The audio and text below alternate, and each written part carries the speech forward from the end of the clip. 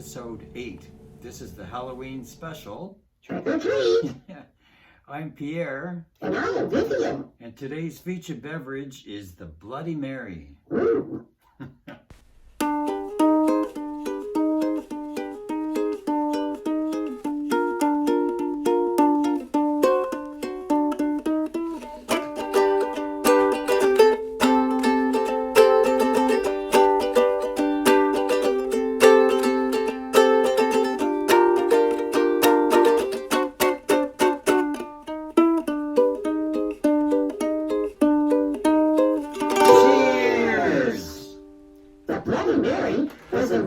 In the 1920s. It is as popular as a hangover cure and is often consumed in the morning or early afternoon. Spicy. Oh, that's good. If you'd like us to cheers your favorite beverage in a future episode, just send a description or a recipe to the email address on your screen. So Vivian, what story do you want to talk about today? We will talk about Doctor Who State of Decay. First broadcast November 22nd to December 13th, 1980. It's part of the 1980-1981 E-Space trilogy and was written by the now legendary Terrance Dicks, who worked as a writer and script editor on Doctor Who from 1968 to 1974. State of Decay stars Tom Baker as the fourth Doctor, Lalla Ward as the second Romana, Matthew Waterhouse as Adric, and John Leeson as the voice of K9. Lalla Ward and Tom Baker were married from 1980 to 1982. Two Time Lords with 4 hearts beating in one household. The mind boggles. Spoiler alert! Spoiler alert! We open with 3 lords. Sargo, played by William Lindsay, Camilla, played by Rachel Davies, and Aucon, played by Emrys James, as they instruct Habris, the leader of the thuggish guards, played by Lane Rattray, to go to the village for the selection.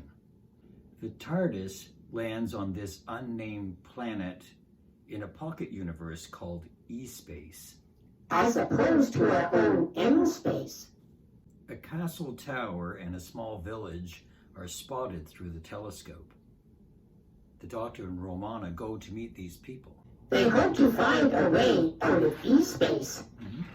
In the village, which is very drab compared to the Lord's rich, heavy costumes and settings, the headman, Ivo, played by Clinton Grain, chooses some villagers to form a line.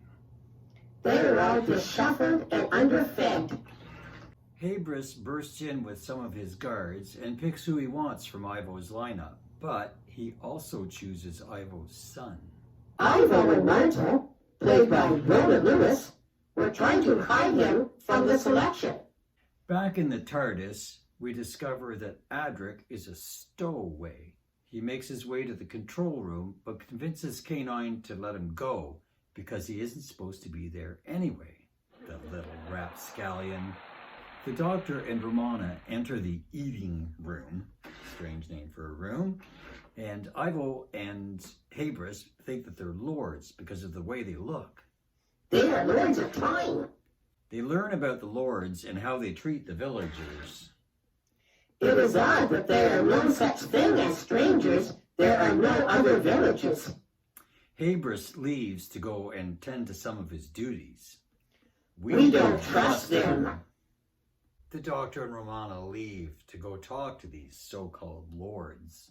As Marta is cooking some stew, Adric sneaks in and tries to steal some bread, but she catches him. He is not a very good thief. Marta doesn't want Adric to leave. It isn't safe. So he decides to stay, and they give him some food. He asks for some cheese. She has never heard of it. I couldn't live in a world without cheese. Who hasn't heard of cheese? Frickin' E-Space. On their way to the castle, Romana and the Doctor are stalked by some cloaked rebels and taken to their lair. There is some very old Earth technology there. Kalmar is a scientist. A forbidden role in this society, played by Arthur Hewlett. The doctor gets the old computer working. It shows the faces of the original officers of the Earthship Hydrax. Sharkey, McMillan, and O'Connor, Tarak played by Faye Bettany. claims that they're the same faces as the lords. The three lords are aware of the doctor and Romana. Ocon sends out the bats to find them. Bats swarm at them in the woods. Get down!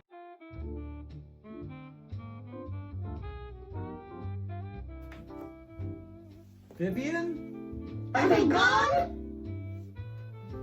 Yep, it's safe to come out now. Okay. I didn't know you were scared of bats. Alex, fear nothing. Okay, sure. The doctor and Romana finally meet their medieval-esque hosts. They are weird. Ooh, they offer refreshments. Much better fare than the villagers get. All of a sudden, The time of the awakening is at hand. how serendipitous, this happens just now, at the same time as the doctor's on the planet. Camilla is overly interested in Romana's cut and blood. Ugh. There's another selection. This should not be. Ocon chooses Adric for his spirit and his general feistiness. He does not fear Ocon. Ocon wants to turn him into one of them. A weirdo? No, a vampire. Like Bram Stoker's Dracula? Yeah, sort of. Back at the rebel hideaway, they want to rescue the Dr. Romana and Adric. Kalmar refuses. He thinks they are not ready. Tarak decides to go alone masquerading as a guard. Romana and the doctor are left in the throne room, and Romana finds an inspection hatch. They go into it all the way up to the top of the tower.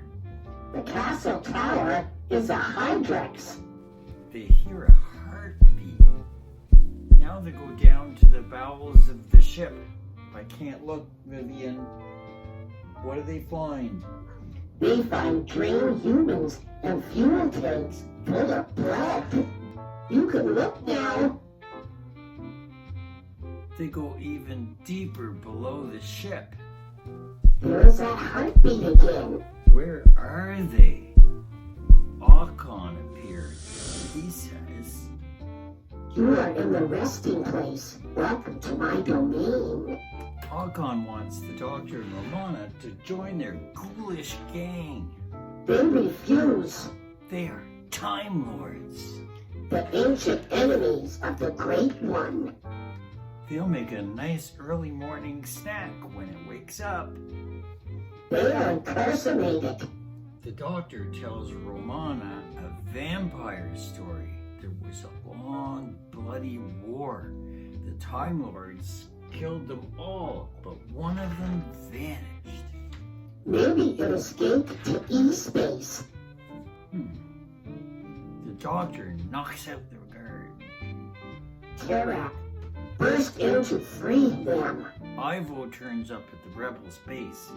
He wants to attack the tower tonight. Kalmar still protests. What a ninny. The doctor heads to the TARDIS to find the record of Rassilon. Vampire section. It's not there. K9 reminds the doctor that they have magnetic index cards. Ha! They're old computer punch cards from the 70s. In the mid-1970s, most programmers stored their programs line by line on punch cards, an external memory source. Archaic. Romana and Tarak find Adric and they try to wake him up. But oops, what's this? They have awakened Zargo and Camilla. A fight ensues. Tara is killed. Akon saves Romana and Adric from becoming brunch. They are to be saved for the Great One. The Doctor wants the rebels' help. He materializes the TARDIS in their base. Our friendly neighborhood vampires are expecting the Great One at midnight, the witching hour. He is to bring them back to end space to feed on countless worlds. While the rebels try to decide if they want to rebel, Romana and Adric are bound in the throne room. The Great One is starting to break out from the ground. The Doctor, K9, and the rebels take the castle. The Doctor goes back up to the top of the tower again. He has a plan. He launches one of the scout ships straight up. K9 evacuates the castle. The rocket comes back down, piercing the Great One's heart. Not so great now, eh? The vampire lords crumble, turn to dust in front of the Doctor. Deja vu. The Doctor sets Kalmar on the right track to advance their society. Our heroes make their way back to the TARDIS. Poor Adric. They are bringing him straight back home. That's not fair. The Doctor and his friends are off on another adventure. That's it for today. We hope you enjoyed it. Don't forget to like and subscribe. That is what the Doctor would do. Let us know what Doctor Who stories you'd like us to discuss in the comment section down below. Join us next time for Dwight's Vesper Martini and Doctor Who, the Web Planet. I'm Pierre. And I am Vivian. See you next time.